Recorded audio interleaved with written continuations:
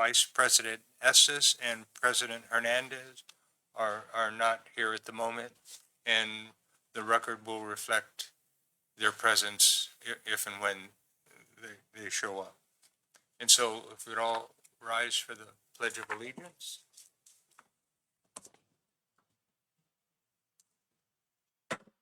Ready, begin.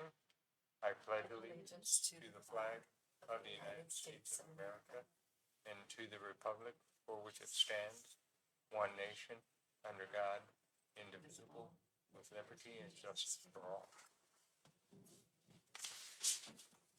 Okay, are there any adjustments to the agenda?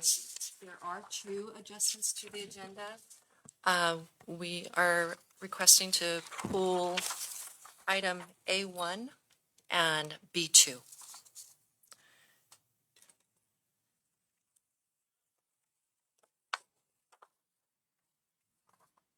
Okay, so if, and at this juncture is the time for public comment. There's nobody in the audience, and I gather we've received no public comment by way of email or otherwise, letter.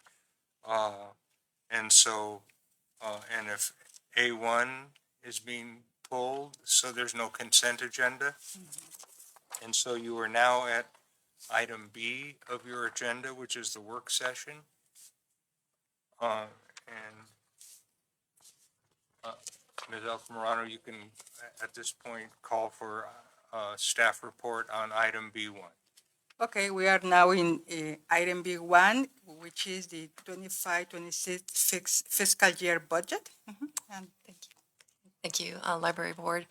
The city and the City Council has been working very with the fiscal year's budget that's coming up for 25-26.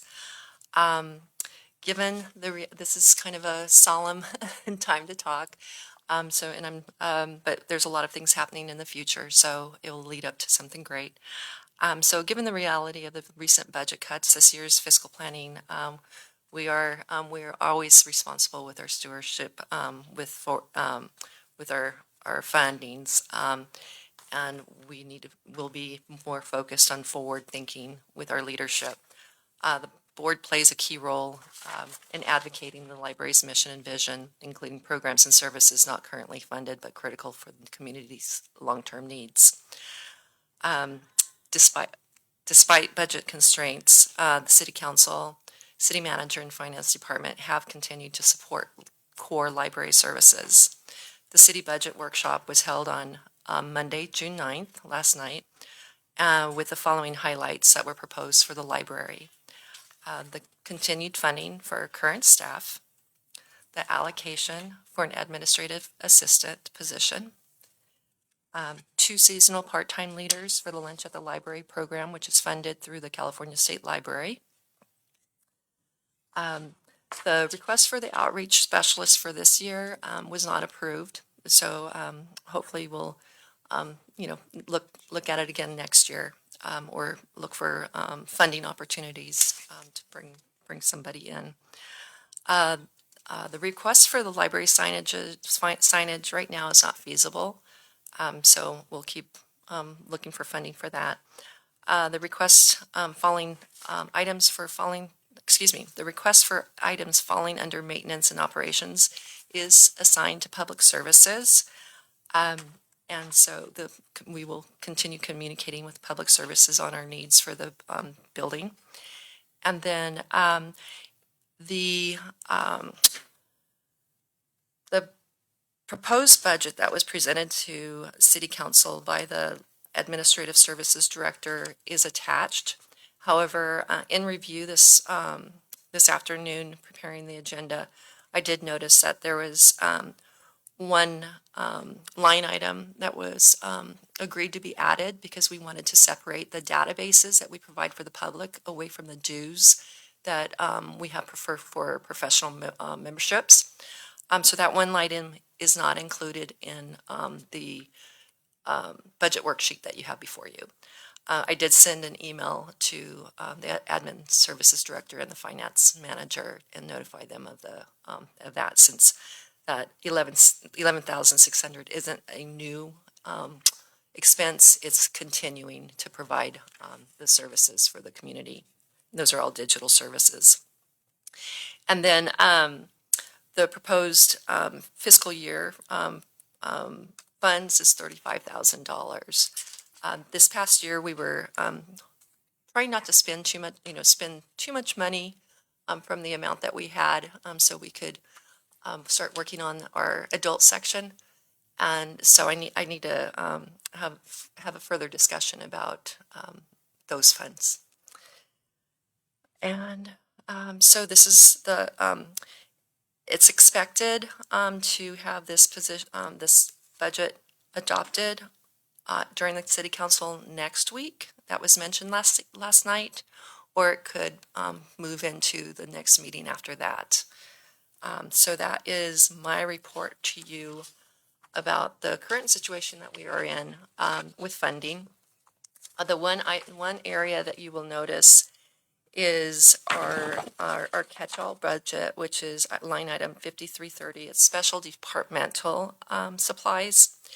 And so those purchases provides everything for the library, materials for the materials for programs, book repairs. I can't even, I have it all written down somewhere. I apologize. And then the actual programming. So for early learning, children, teens, young adults, gardening, I mean, everything that you think of, the special events. So that is impacted, even though we're not canceling programs from the funds that were not provided to the state, the federal funds that were not provided to the state to provide programs. We do apply for those grants so we can provide those programs and be fiscally responsible, as diligent as we can with the city's monies. So this is something to be working with $23,000 for a full year to provide programming, events, and manage the materials and books and library cards and bookmarks and all that. It's something that we need to really work hard at managing and looking at opportunities for additional funding. But we're the city's looking at a lot of expenses that they need to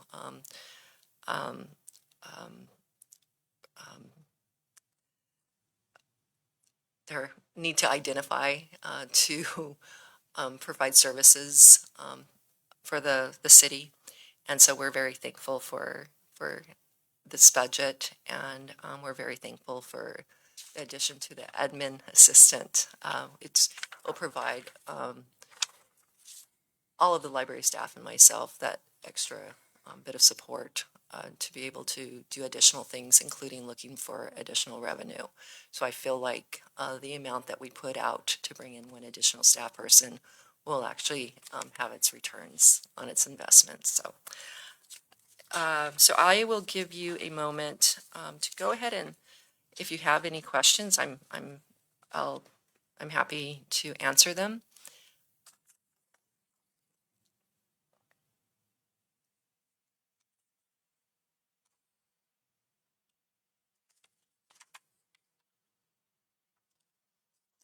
I have a question, and this is regarding the cannabis CUP funding. What was the reason for the decrease? I think our city manager is probably better at explaining that. I'll use some raw terms about the funding, the lowered revenue from the taxes on the cannabis CUP. Okay, yeah, so the amount we derive from the cannabis, as, if you recall, let me back up a little bit. There are two sources of funding that the city derives from the cannabis activity in town. And one is the voter-approved sales tax that is on top of the sales tax that goes to the state, and we get a little piece of that. Additionally, as a condition of their permit, they volunteered to provide a percentage of their proceeds for specified purposes. And so the way we administer those funds is that Parks and Recreation Department, the Police Department, and the library, they meet and they discuss how those funds will be spent. There is a specified amount that's set aside for the PD, but those departments meet on all expenditures that come out of that. Now, to the extent what we're being told, the city contracts with a company that assists us with projecting what our property taxes and sales tax will be. And just because of the state of things, they were predicting that our sales tax would be flat, meaning not going up. And of course, you all notice that the Volkswagen dealer also is not where it was. And so, in any case, for all of those kinds of things, the economy and all of that, the projection is that our revenues from the cannabis activity would be lower. No. I hope that helps. Thank you, Yes, thank you. I wouldn't have went that. Yeah, we lost a little bit of money there. Yeah, we were very fortunate when we were able to give the tour to our visitors from the state library. They were they were astonished about the library. They were very pleased. So it was very welcoming, and I notified them that most of the furnishings were purchased with the CEP funds. So it's made a great impact for the library. Are there any further questions? No, I actually read it. So I should continue with my, Yep. Go ahead. oh, well, Thank you.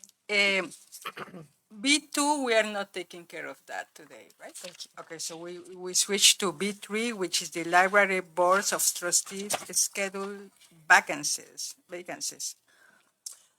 So we have, I think, before I begin, since Vice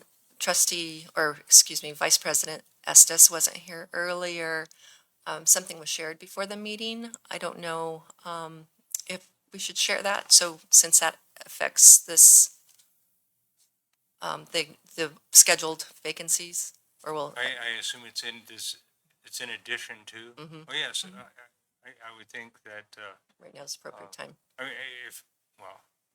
we're on a public record. And so if you're comfortable sharing, I think it's, what things you have going on in your life that Yes, that we're moving to Sunday, yes. Oh, I know you mentioned it, maybe, but I wasn't for sure. Yes, so I was mentioning that even today, I had work in San Diego and I have work tomorrow. So I have to bring it. So how long do we have you for? Well, I wasn't sure what the term was, but I figure up to, so we signed a lease, so it's So you're pretty done. sure. It's pretty, I mean, we were discussing Yeah. maybe me staying here longer and my husband being in San Diego longer, but it looks like we're just gonna do it. Okay. Okay. So we're assuming this is your last meeting then? You know, I thought, I misunderstood you. I thought it might have been, but I don't want to push that on you. So we'll stick with this agenda item and then we'll discuss this Okay, further and we can okay, always okay. change it. Okay. Thank you, trustee Benda. So for staff, I would suggest, I don't know how much longer you have on your term, just if in the normal course of Yeah, business. I'm not sure. Okay, but I would say that it's up to you. To finish So it? at any, now, I think as a general rule, the council wants the members of its boards and committees to be residents Yes. of, now, and residency can be a difficult thing to pin down. you might, for example, be working in another city, but you're registered to vote here, your driver's Exactly. license is here, you know, Yes. this is where you hang your hat. Those kinds of all things can all come into play. And so, so there's that aspect to what you have going on, in your life. But short of that, I would just, ask that at the point in time that if indeed you're gonna resign because of your change of residency, that you just submit something in writing, so we'll have something for the record Okay. and a specific date. Okay. But short of you're actually saying, you know, I'm no longer living here, if you're going back and forth and you're, It's a lot of back and and that kind of thing, I would say if you still have an interest in serving, that, I do. It's hard. I'm so sorry. Because I don't think, I think this library, this board, it's quite unique. It is very unique. I even looked into San Diego, maybe if I would, you know, that would be my permanent residence for sure in the near future. It's appointed by, I believe, by the mayor, the people in the board. So I was doing my research and I said, no, I don't like that. Like that. So this is a very unique place, and just the valley is a very unique place, and we really, a lot of the kids need the services that the library offers. So, you know, it's a difficult decision. It's a difficult decision. So maybe kind of looking into the length of my term. I'm not even sure what it is. Well, the term is 3 years. Okay. So if you're appointed when a scheduled vacancy was available, it would have been 3 years. So I do have that on file, and I can check after our meeting. Okay. And then we can maybe discuss it a little bit more further after the meeting. Okay. So I will go ahead and present the staff report for agenda item B3. 2 Library Board of Trustees seats are scheduled to become vacant on July 1st, 2025. Each vacancy carries a 3-year term. In accordance with Government Code Section 54974, a notice of vacancy may not be posted earlier than 20 days before the vacancy occurs. Accordingly, the city has scheduled the application period to open on Wednesday, tomorrow, June 11th. The required notice has been posted in the city clerk's office, and applications will be available online on the city's official website. Trustees whose terms are concluding are invited to apply for reappointment. Per government requirements, final appointments cannot be made until a minimum of 10 working days after the notice has been posted. It is currently planned for the City Council to consider appointments to the Library Board during July 2nd, 2025, or it could move to July 16th if needed. Nominations for the board president and vice president will be open during the next regular Library Board meeting, assumingly August 12th, 2025. And the report is informational only, and there's no formal action that is required at this time. Amber, I don't know if you can hear me. This is Katie Turner. Hi, I see Katie. nods. We hear you. So I just wanted to remind everyone that we extremely highly recommend that if you're interested in continuing, we're just following the rules. And if you remember, we kind of realigned all the appointments to match up and be on a regular schedule. So you'll see this on a regular basis. And it's just the process, and it's following the MADI Act, which requires reapplication and public notice. So again, we hope you are interested in continuing, but we do have to go through this. And if you have any questions, we're happy to answer it. Thank you, Katie. You have it in your desk tomorrow. You have it in your desk tomorrow. Okay. I'll take care of that. So my notes. Thank you. I'm happy to be here. Thank you, Katie. So, Glad to hear your voice. Yeah, where is she at? Phoenix, Oh. I believe she's in. Okay, we're ready to continue with B4, regular library board meeting of July the 8th, 2025. Yes, thank you, And, Library Board. And so the library administrator, myself, I will be out of state during the next regularly scheduled library board meeting on July 8th. My daughter is actually due on July 8th. So I was Yay! I was This is weird a I, little bit. I was provided authorization to take some time off to be with my daughter to support her and her expecting her first You make child me and my cry. very first No, since she was granddaughter. so little. So due to my absence and no time-sensitive items requiring immediate board action, it is proposed that the July meeting be canceled.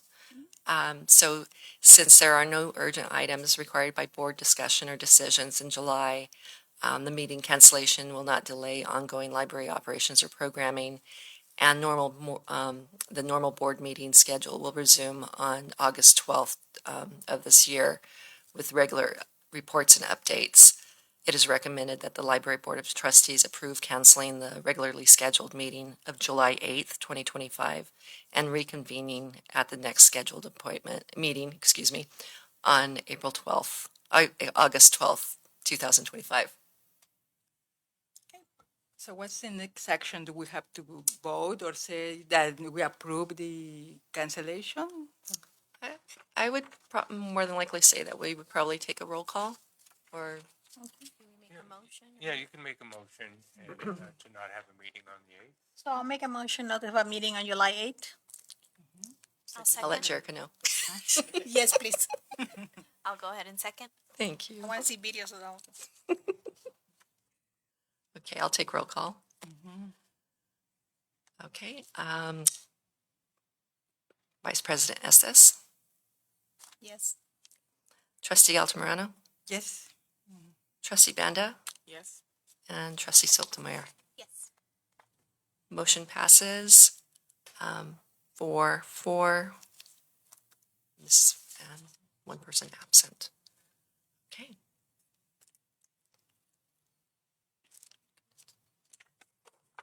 Are we finished? Okay.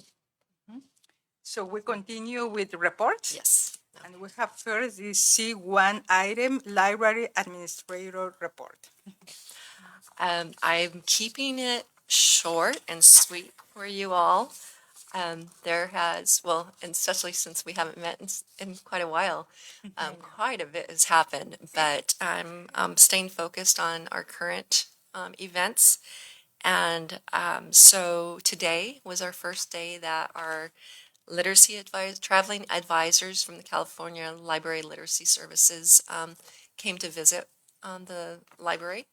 And Today. yes, and they're coming tomorrow as well. Nice. And so we gave them a tour of the library. They were very impressed with the garden, even though it's summertime and the garden is going to seed. They were taking pictures of it.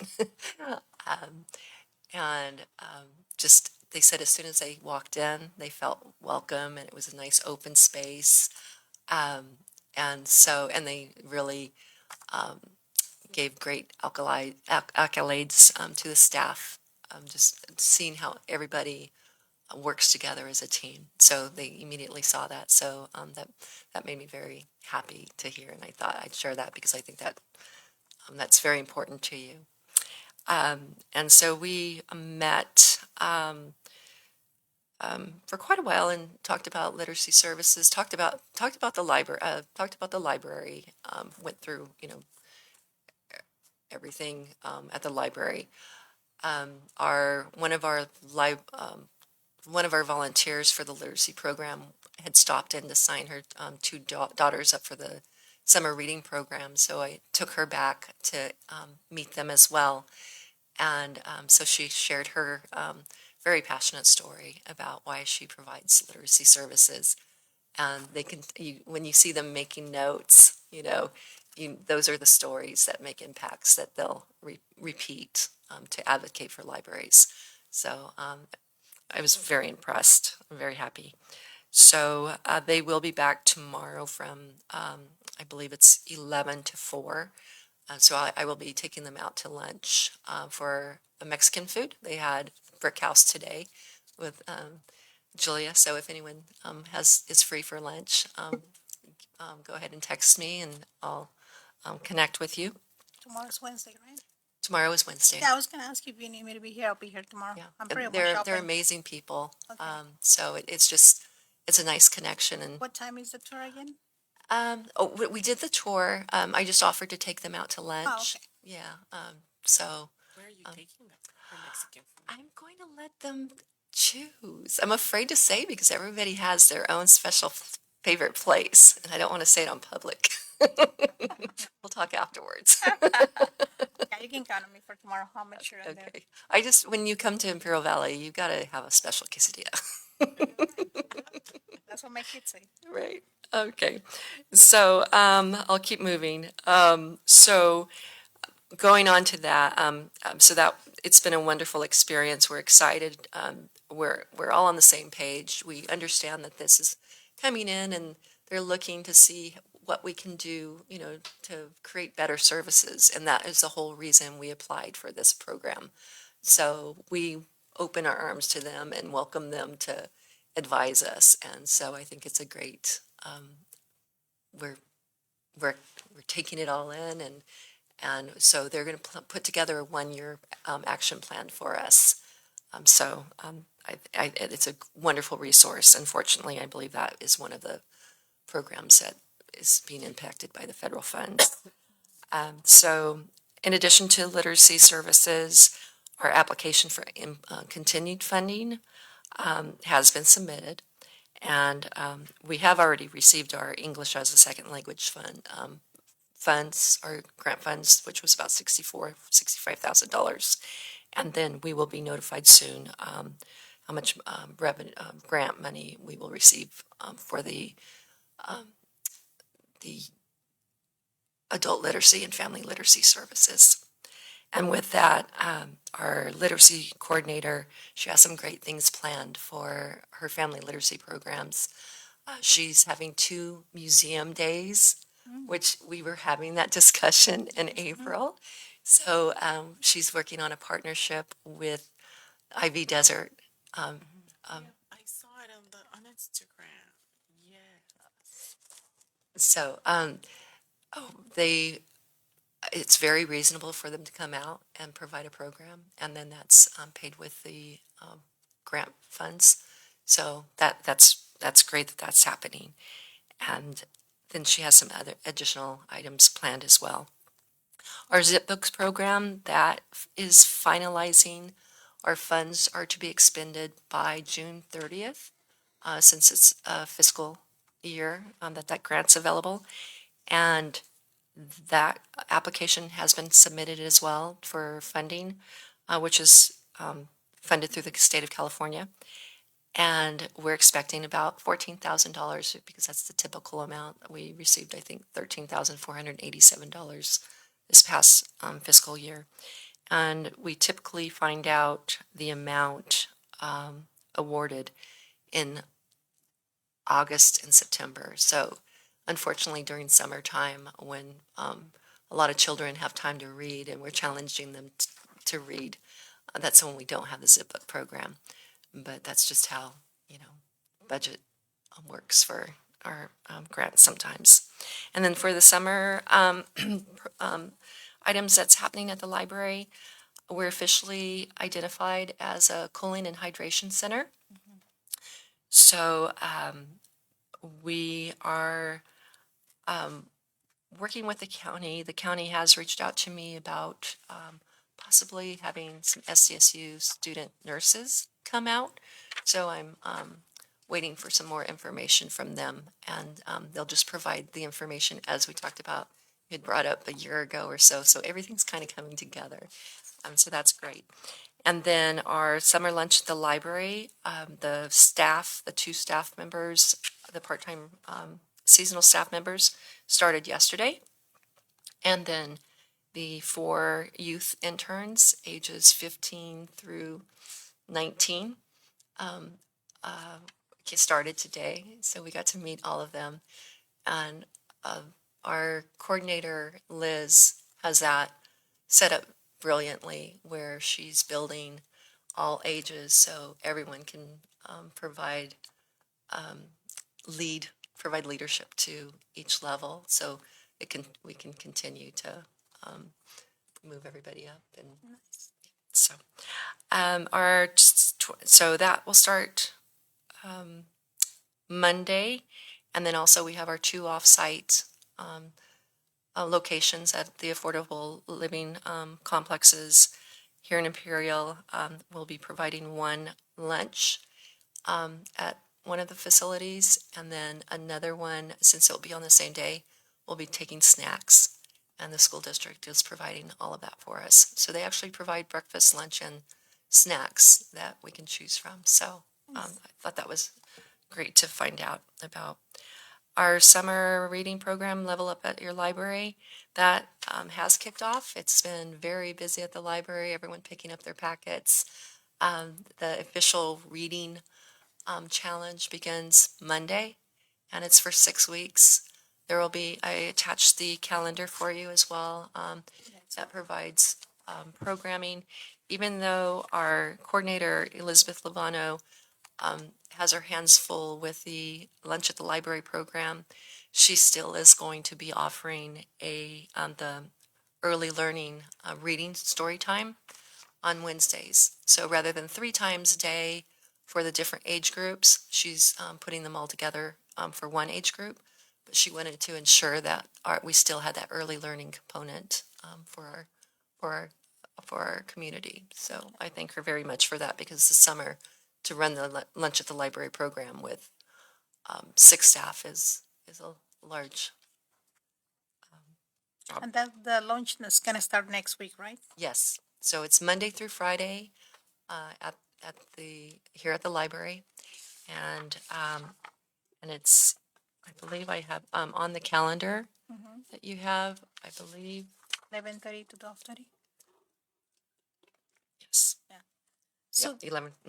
on the reading program, you say the kids are already picking out their package. Are you seeing more kids coming up this year? It seems From pretty last summer? busy. It seems that way. I mean, the library was pretty full today throughout the day, but we had our regular visitors that we have certain times of the day that we have large groups that come in. But the staff at the circulation desk were pretty busy. pretty busy throughout the day. So we do have some great prizes. The theme is Level Up Your Library, Level Up. And so we have different categories of prizes that they can, as they read, they can level up and get higher levels of prizes and everything. So we're very excited about that. And let me see, our Book to Action. Our Book to Action is a grant reimbursement program through the California Library Association. And it's mostly funded through federal funds.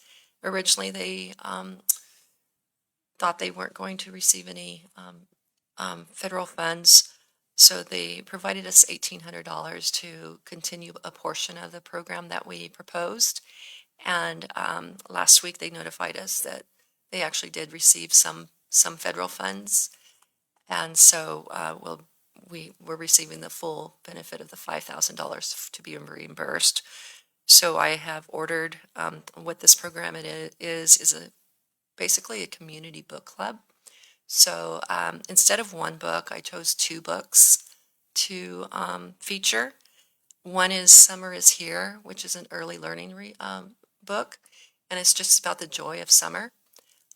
But being here in the Imperial Valley with our extreme temperatures, I'm working along with that, where we have a book for all the youth, for the Summer is Here, but then it's also announcing Summer is Here, and we want to take care of our community and ensure that those that need help, we'll provide them care kits, because part of this Book to Action is civic action. And so we'll be calling out to community members to come in and prepare care kits to provide for community. So we'll be getting some cooling cloths and and tips on how to stay cool and stuff like that. So that's and then the second book is Gamerville, and that totally that Gamerville aligned with the theme of the summer reading program, which is Level Up, and this book is for ages around 8 to 12, 7 to 11, around that age range. And so we have 50 books coming in for those ages as well to read. And we'll be providing activities based on that book for the children so they can come into the library where it's cool and still enjoy their summer while they're here in Imperial Valley. And the last thing I have on here is something that it was after our meeting with the last public library directors meeting with the state library, and it was a very sobering meeting, and because you always think everything's going to work out. And so I was having a conversation with Yvonne, and I was like, I just want to have an event, like, let's get loud. Let's, and I'm like, there's a song, where's the song? And I was saying all kinds of different words. And then she's like, Jennifer Lopez, let's get loud. And so I'm ending it with that. I think I have a little bit more to my report that I didn't go over on with the funding. Talking about the inspirational part, which I forgot to go to. But there are some meetings that are planned by the state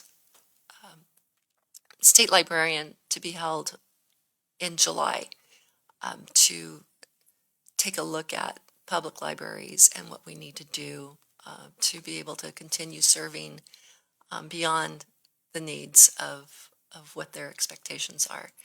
And so I think that's going to be a very, we're always pivoting. So, if something happens, we're going to make it greater. And so I'm very excited about that. And then, so I'm going back a little bit because I did resend you an email this afternoon, so you would have it on top of your emails. On May 22nd, I had emailed you information about an advocacy workshop that is Thursday. That's provided free through our membership of the Association of Rural and Small Libraries. So I provide a little bit of that information for you in the first report on B1 on the back page. And then I resent that information to you if you're available and if you'd like to attend that workshop. It is free, and you just need to identify that you're with Imperial Yeah, Public I Library. actually already signed up for it. Awesome. Thank you very much. So I'll just read the quote and I'll end it at this. The state librarian, Greg Lucas, just sent out an email talking about the plans for July with the visioning sessions that they're planning.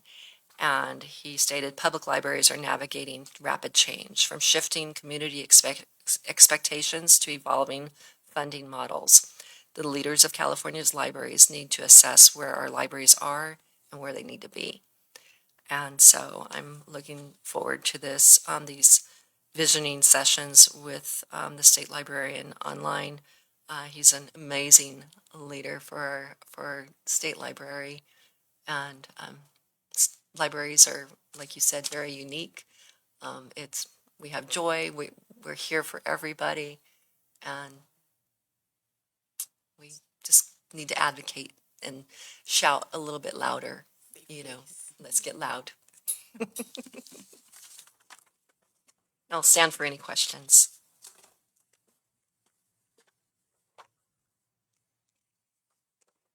I don't have any questions, but I just want to comment that last time I was in the library for the lunch for the librarian day, right?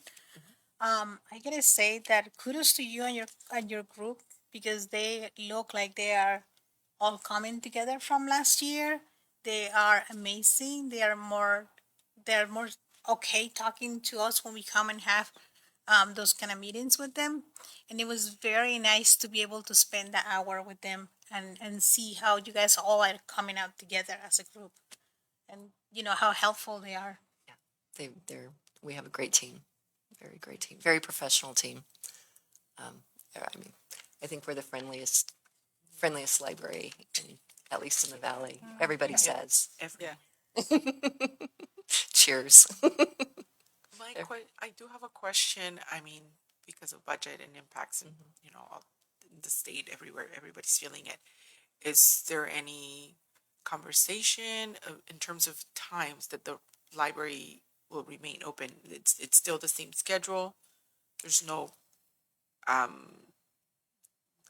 don't know if there was any specific, you know, considering cuts or like shortened hours of the times that the library is open, just keeping this facility cold. It's a lot of money. Assuming. Yeah, we are looking at, once again, we're very fortunate and we're very happy that our city management and our city council, you know, I don't want to say fully staffed in front of the city manager because we're a skeleton crew. We get it done and we work together very well as a team to get coverage, especially when there's trainings and vacations. And we get pretty thin sometimes, but everybody works very well together. Right now, the way the schedules are worked is our doors are open exactly during the time that, the times that we have staff. So there's, in the past, we used to be open on Saturdays and we did close on Saturdays. So that was one part that was changed. But currently, we're open 10 to 7 and then from Mondays through Thursdays and then Fridays from 8 to 5. It was proposed to look into getting smart thermostats to assist with our control of our temperatures. And I will be talking with Public Services about that because I think that could make a big difference with the expected increase from IID for electricity. I'm not sure if, Is that happening very soon? When it was, I don't know. there's still time. It was kind of like no, because then they announced that they're gonna have actually a discounted rate for the summer because it was some extra money that they're gonna able. So I think the summer is not gonna be as bad as we think. Yeah. I don't think it's gonna go that high, according to everything I've been Yeah. reading and talking to them. No. I think it's actually gonna be better than what they mentioned and then the last year. I did add 25% to, just kind of projecting that change, but I think we're thinking positive that it'll stay consistent. Same. And just management of the thermostat as well. But I think the small part of installing some smart thermostats can. It's very that's- helpful. Yeah.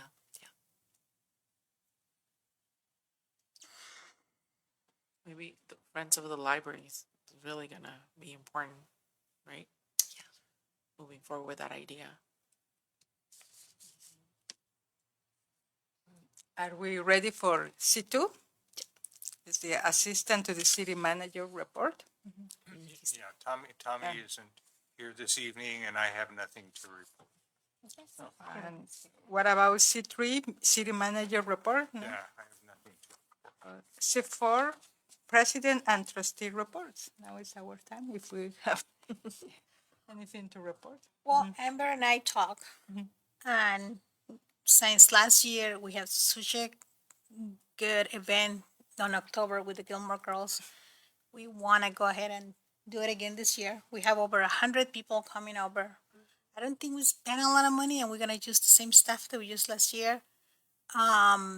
And I already talked to a few people that helped us last year, and I already talked to the some of the banks that help us and myself, and we're gonna cover most of the expenses for that. And we just want to decide we can go ahead and move on doing the second Gilmore Girls years in October.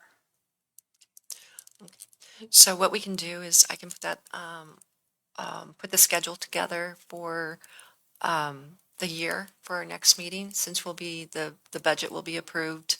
We'll have that in front of us and we can kind of earmark some funds, and identify, the priorities for the budget. And then, look at the workload on, everything that's happening. Yeah.